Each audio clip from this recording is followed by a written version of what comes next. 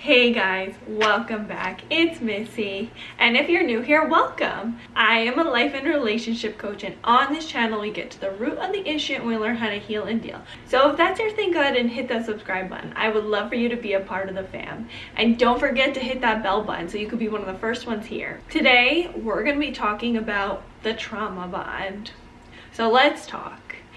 If you are in a relationship or you were in a relationship where you maybe even couldn't stand your partner, you don't like them, you don't really want to be around them, but you can't stop missing them, thinking about them, or thinking that you love them or you want to be with them, or maybe you have fears that you will never love again like the love you had with them. These are all signs of potential trauma bond. So what is a trauma bond? A trauma bond is a response to abuse where the abused person forms an unhealthy attachment or unhealthy bond to the abuser. A trauma bond comes from intermittent reinforcement. Every time I say that word, I want to say intermediate, but intermittent reinforcement. And what that is basically you know there's a reward coming, you don't know when and you don't know how big, and in between there's usually some sort of punishment and you crave for when you get that reward. Intermittent reinforcements is used in like a slot machine or when you play the lottery or when you do gambling. No matter how much money you have to put down, you really want that reward. So you may wonder, why does this happen?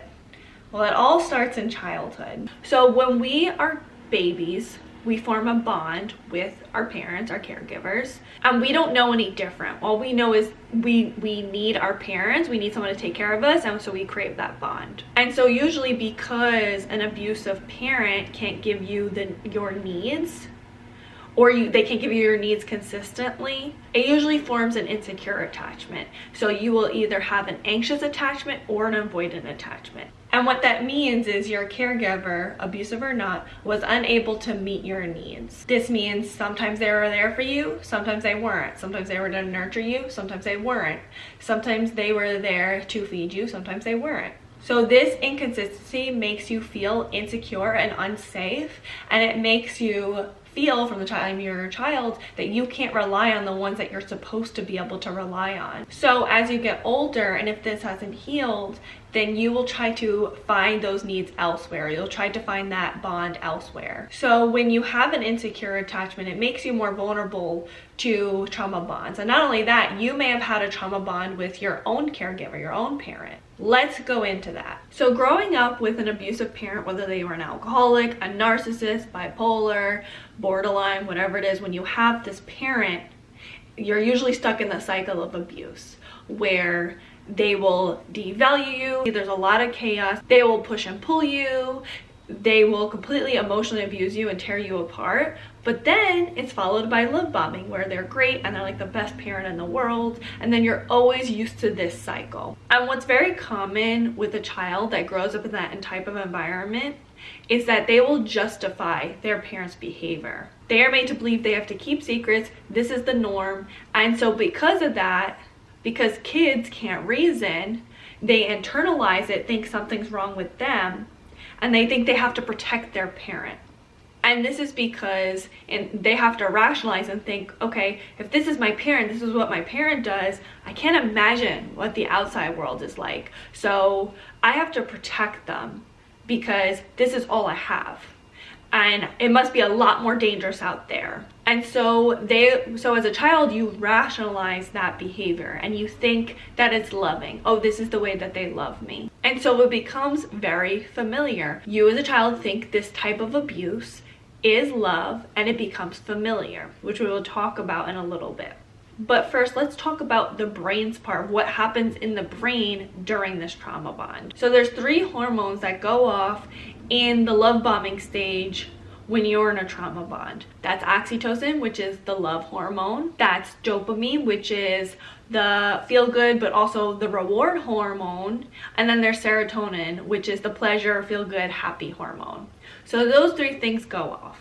Then another hormone goes off when you are in the devalue and abuse stage, and that is cortisol. Cortisol is the hormone that goes off when you are scared. It's your fight or flight kicking in. That's the hormone that goes, okay, are we gonna run or are we gonna fight this, or are we gonna fight it, or we're gonna freeze? So you immediately are in survival mode. And what do you do when you're in survival mode? You latch on to your need. So now they have become a need. You need their love, you need their validation, you need their attention. So you'll hold on to them closer. And so the more that this happens, the more of a bond it creates. And this is because, like I said, you associate it with love. So you think you're falling deeper and deeper in love, but in reality, you're falling deeper and deeper into abuse and to the feeling that you need them and into this bond. And so your partner, your ex, you can't get away from them because they become a need. You need them as much as you need food and water, and they instill that in your mind over and over again. You'll never do better. The grass is not always greener. They'll always remind you over and over again, and you are so addicted and attracted to them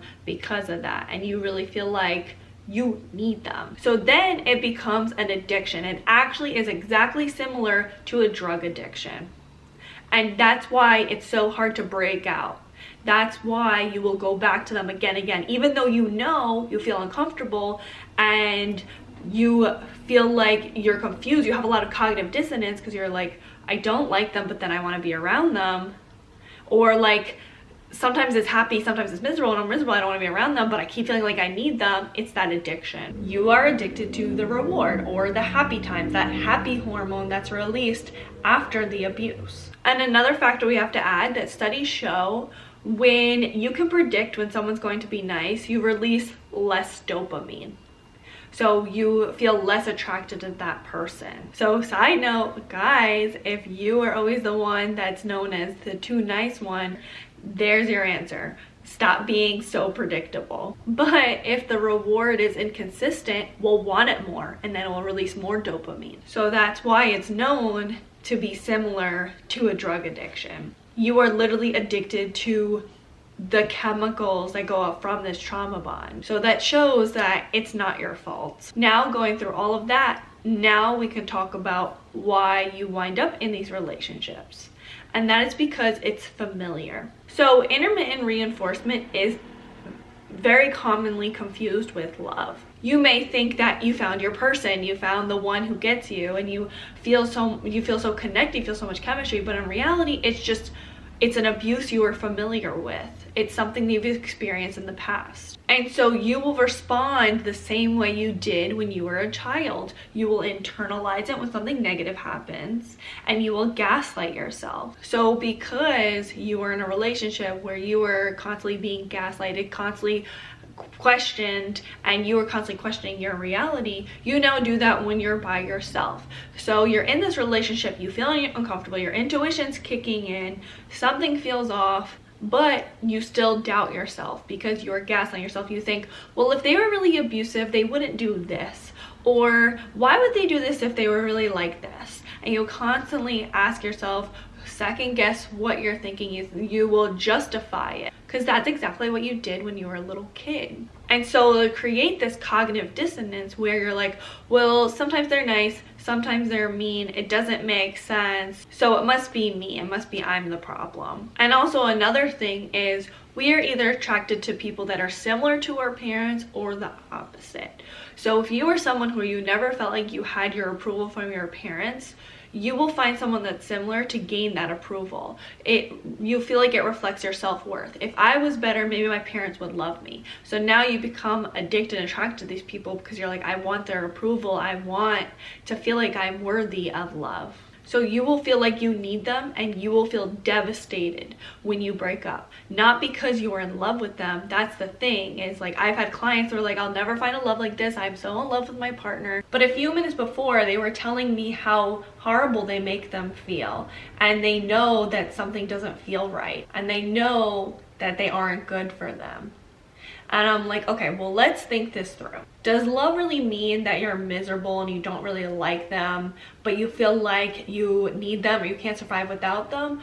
Or does that sound like maybe it's more abuse? Calling out that cognitive dissonance is so important because it helps us realize where our bias lies. So how do you break this? I'm definitely going to make a longer video on this, but to summarize is 1, recognize. So you're already there by you watching this video or by you doing your own research. You clearly are recognizing something's off, so you can, now that you recognize it, you can actually do something about it, which goes into the next point, which is breaking the pattern, breaking the habits. The only way that we can stop an addiction is by breaking it, by doing a different behavior than what we're used to. So when you get an urge to reach out to your ex, know that's the trauma bond and stop yourself. That's a way for you to break your pattern, because I'm sure in the past you would reach out over and over again. Or another thing is, if you usually will go to them when they're being really mean to you and you beg them for a hug or something, stop yourself and realize that this is just the trauma bond. That's you breaking the pattern, breaking the habit. When you do something different to break a habit, any type of different behavior is breaking that habit. Even by, if like normally you would reach out to them when you're feeling desperate and you go for a walk, that's changing the habit. That is changing the habit in your brain. That is changing the wiring in your brain to stop neural pathways from strengthening signals that you need this person. And also another thing is healing that insecure attachment. So we talk a ton about things about healing that inner child and reparenting yourself. Definitely working on healing those inner wounds, because you got into this relationship because you had something hurting inside of you and you subconsciously thought you could fix it through them. So healing that inner child. And then the last thing is giving responsibility to them. So rather than when you normally internalize and blame yourself, stop yourself and put it on them. What did they do wrong? What's something that's wrong with them? Don't immediately blame yourself and reflect. It's great to reflect, but there's a time and a place, and now's not the time. So what did they do wrong? And write a list. Every time they do something wrong, write a list. They hit me. They said something awful. They tried to touch me when I didn't want to be touched. They wouldn't give me a hug when I needed a hug. Write all those things. And then when you're getting that urge to reach out to them, or you're being love bombed, you can go back to that list and see and remind yourself, oh yeah, I remember how actually bad it is, and I remember I'm in a trauma bond. This isn't real. They're not behaving like a real normal person. They are just being abusive. And stop blaming yourself and making excuses for the person like you would when you were a child. Now that we talked about it, now you can recognize it. If you always make excuses and blame yourself, you'll never hold other people accountable, and then you'll constantly be stuck in these abusive relationships. You have to recognize where people are wrong, so that way you can do better for your future. So what do you guys think? Leave it all in the comments below, and please don't forget to like, comment, and subscribe, and share with someone you think may need it. Until next time, thanks for watching. Bye guys. Yeah, there's hair in my mouth. It's probably my dog's. Ew. Now I have nail polish and dog hair in my mouth. My hair color like orange. And if you're new here, welcome. I didn't like that. So if that's your thing, then go ahead and subscribe.